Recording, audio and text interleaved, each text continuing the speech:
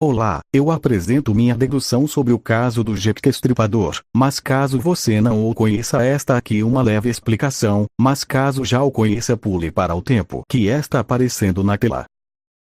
Jack, o Estripador é o pseudônimo mais conhecido para designar um famoso assassino em série não identificado que atuou na periferia de Whitechapel, distrito de Londres, e arredores em 1888.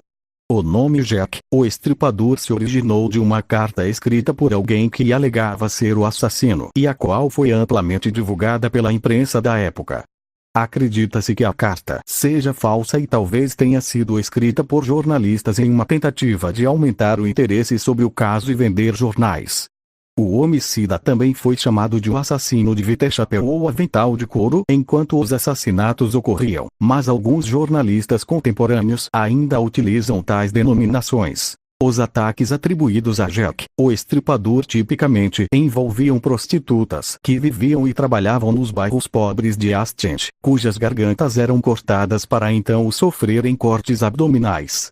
A remoção de órgãos internos de ao menos 3 vítimas levantou a possibilidade do assassino ter algum conhecimento de cirurgia e anatomia.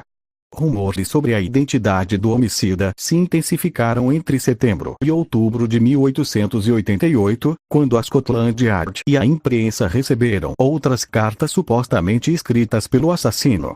Uma delas, a carta From Hell, recebida por George Lusk do Comitê de Vigilância de Whitechapel, incluía metade de um rim humano preservado, possivelmente retirado de uma das vítimas. A opinião pública acreditou na existência de um único assassino em série chamado Jack, o Estripador, principalmente devido à natureza brutal das matanças, como também por causa do sensacionalismo da imprensa em relação aos homicídios. Vários jornais cobriram exaustivamente o caso e consolidaram a fama internacional do Estripador, bem como a lenda sobre a sua identidade.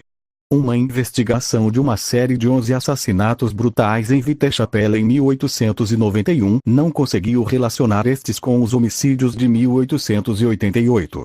As 5 vítimas, Mary Ann Sholes, Annie Chapman, Elizabeth Stride, Catherine Eddowes e Mary Jane Kelly, são conhecidas como as 5 canônicas, e suas mortes entre 31 de agosto e 9 de novembro de 1888 são geralmente consideradas as mais plausíveis de estarem conectadas.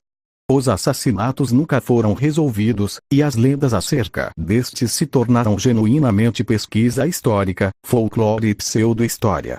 Atualmente existem mais de 100 suspeitos de serem Jack, o Estripador, e os homicídios inspiraram muitos trabalhos ficcionais. O assassino é o Dr. Francis Tumblety. Ele estava entre os suspeitos, mas a polícia não tinha nada que o ligasse aos assassinatos, e aqui está o que os liga. Ele colecionava úteros e o assassino sempre arrancava os úteros das suas vítimas. Caso saiba ou não, os assassinos pegam algo para se lembrar de suas vítimas. Ele odiava mulheres, e o assassino só matava mulheres, e por que ele iria colecionar um órgão feminino se ele odiava ela? No mês que ele foi preso, em dezembro, não aconteceu um assassinato que envolveria o Jack, mas porque o ódio pelas mulheres. Provavelmente ele nunca conheceu seu pai e a mãe dele teve que cuidar dele sozinha. Em 1888 era um pecado mãe solteira e as crianças de mãe solteira sofriam preconceito por isso, e provavelmente ele foi recusado por várias mulheres que ele amava e daí o ódio dele aumentou até que virou um trauma que carregou pelo resto da vida. E como na época sofria por desemprego, ele precisava de dinheiro, então o primeiro instinto foi matar uma mulher, pois não se sentiria culpado, mas como matando ele conseguiria dinheiro? Vendendo para o mercado negro. Essa é a minha dedução sobre o caso. Se você achou algum furo ou tem uma contrária, diz nos comentários.